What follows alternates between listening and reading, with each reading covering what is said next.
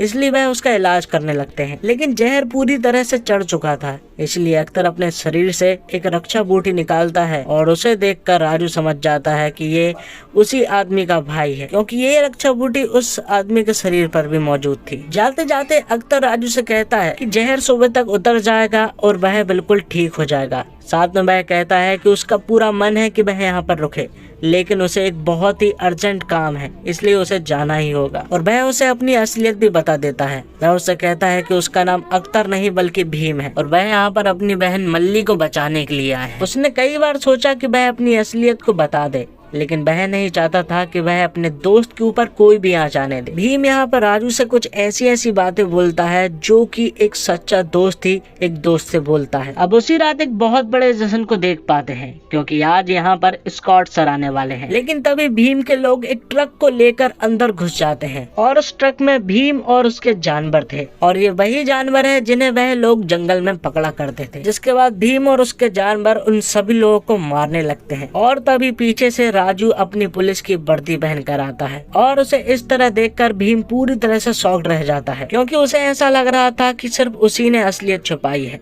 जबकि राजू ने भी एक बहुत बड़ी असलियत छुपाई है। यहाँ पर राजू उसके पास आता है और उसे अरेस्ट करने को कहता है, लेकिन भीम मुझसे साफ इनकार कर देता है। जिसके बाद उन दोनों के बीच में एक जोरदार फाइट होती है और आखिर में राजू भीम को अरेस्ट कर लेता है। आगे हम राजू को देख पाते हैं जो कि निशाने लगाने की प्रैक्टिस कर रहा होता है। जिसके बाद कहानी पहुंच जाती है फ्लैशबैक में और हम बैंकर ड्रामा राजू नाम के एक क्रांतिकारी को देख पाते हैं, जो कि वहाँ के सभी लोगों को गन चलाना सिखा रहा होता है। उनके पास बंदूकें नहीं थी, इसलिए उन्होंने लकड़ियों की बंदूकें बनाई हैं और उन्हें रियल वाली बंदूक की तरह ही प्रैक्टिस करवाना सिखाता है। रामाराव के साथी जब उससे कहते हैं कि वह लोग अब बंदूक चलाने के लिए एकदम तैयार हो चुके हैं, तब रामाराव उनसे कहता है कि जब उसे विश्वास हो जाएगा कि उनका निशाना बिल्कुल भी नहीं चूकेगा, तब वह उन्हें रियल बंदूक देगा, क्योंकि उसे इन बुलेट्स की कीमत पता है। साथ में वह उन्हें बताता है कि एक अंग्रेज ने उसे गोली की कीमत बताई थी, जहां कहानी फिर से फ्लैशबैक में पहुंच जाती है और तब रामाराव उन्हीं की फोर्सेस में काम किया करता था।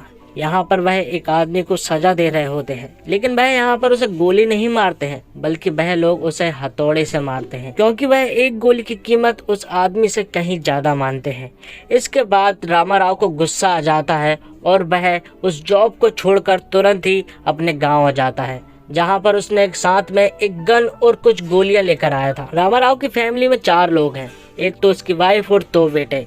यहाँ पर वह सभी को क्रांतिकारी बनाने के लिए लग जाता है और उसका सिर्फ एक ही लक्ष्य है कि वह किसी न किसी तरह से अंग्रेजों से लड़कर उन सभी के हाथों में गन दे सके। अगले दिन प्रैक्टिस के दौरान रामाराव के बेटे के कंधे के पास एक चोट थी और पूछने पर उसे पता चलता है कि रात को उसने उनकी चोरी से गन चलाई थी। तब रामाराव गुस्सा करते हैं और तभी सीता सामने आती है और उनसे कहती है कि ये गन उसने उसे चलाने को दी थी। साथ में कहती है कि उसका निशाना बहुत ही अच्छा है, इसलिए वह उसे निशाना बताने के लिए ले जाने लगती है, जहाँ पर रामाराव देखता है कि निशाना एकदम बीचों बीच था। रामाराव को लग रहा था कि उसने ये निशाना बाजू वाली पहाड़ी से चलाया है, जबकि सीता उसे बताती है कि ये निशाना बाजू वाली पहाड़ी से नहीं बल्कि ऊंची वाली पहाड़ी से चलाया है। और ये सब चीजें देखकर रामाराव पूरी तरह से हैरान रह जाता है और वह समझ जाता है कि अब सभी लोग तैयार हो चुके हैं।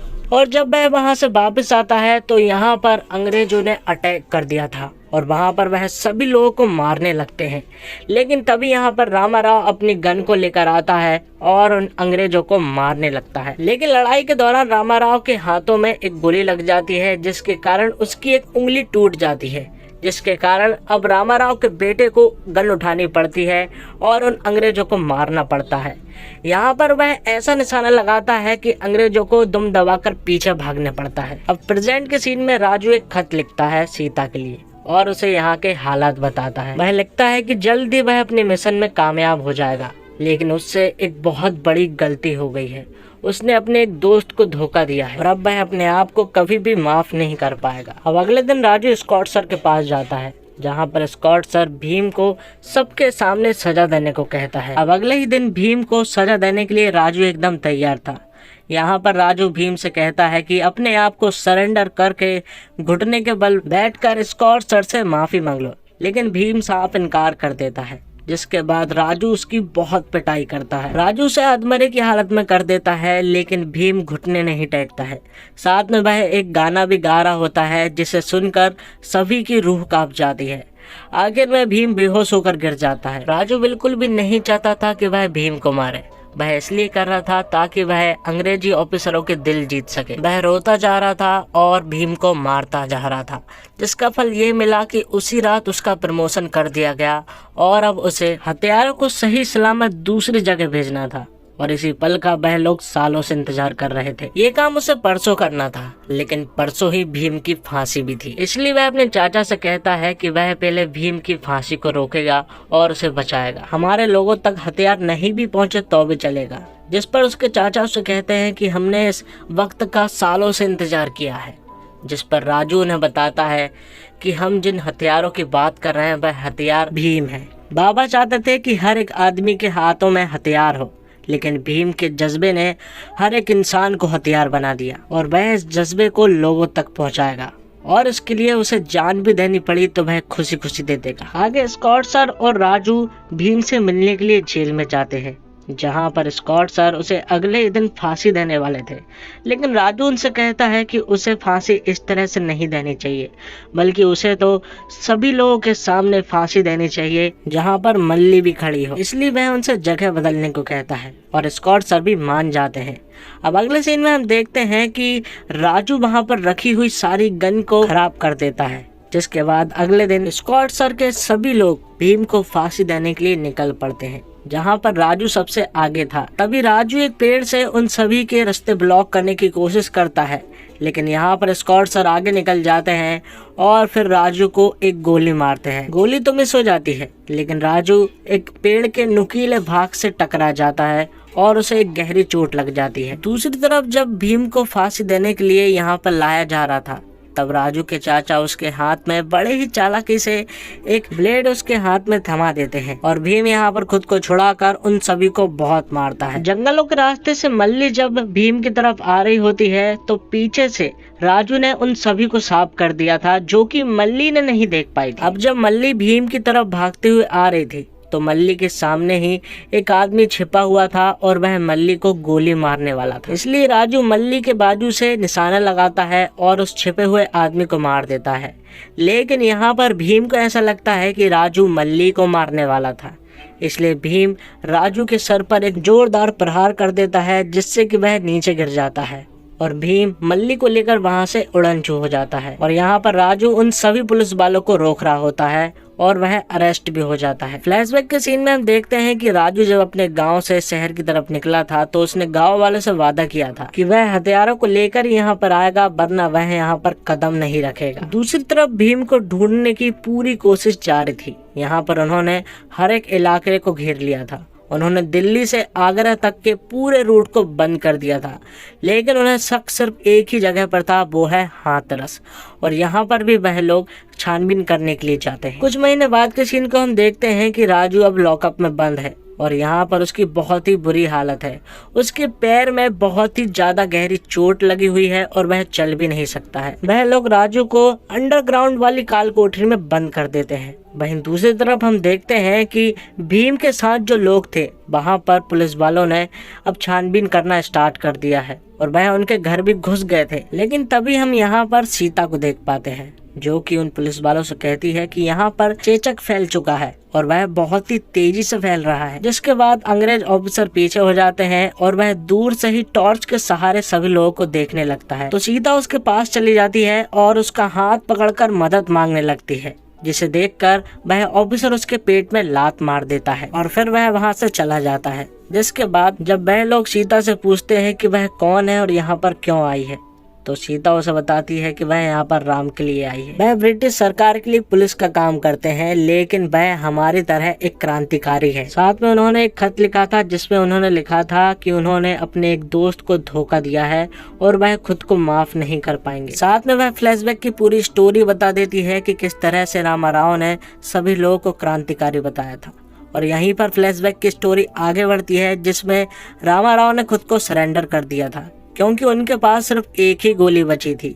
यहाँ पर रामाराव उन सभी के पास जाता है और उसके पीठ पर लगे हुए बॉम्ब्स को राजू से शूट करने को कहता है। राजू भी शूट कर देता है और यहाँ पर अंग्रेजों के साथ साथ उसके बाबा भी मर जाते हैं। साथ ही राजू की फैमिली में छोटा भाई और उसकी माँ भी यहीं पर मर जाते हैं। भीम ये सारी बातें सुनने के बाद पूरी तरह से इमोशनल हो जाता है और कहता है कि वह अपने आप को माफ नहीं कर सकता, क्योंकि वह तो सिर्फ मल्ली को बचा रहा था, लेकिन राजू तो सभी लोगों को ही बचा रहा था। और सीता के पास ब्रिटिश सरकार की तरफ से एक खत भी आया था जिसमें लिखा हुआ था कि राजू की कल फांसी है और उसकी डेड बॉडी लेने के लिए कल आ जाए। यहाँ पर भीम सीता से वादा करता है कि कुछ भी हो जाए वह राम को सीता से मिलवा कर ही रहेगा, जिसके बाद वह अगले ही दिन ब्रिटिश सरकार की जेल में पहुंच जाता है, जहां पर वह राम को निकालता है। अब क्योंकि राम के पैर में चोट लगी हुई थी, इसलिए भीम उसे अपने कंधे पर बिठालता है और उन सभी लोगों से लड़ते हैं और सही सलामत वह लोग वहां से बाहर भी निकल जाते हैं।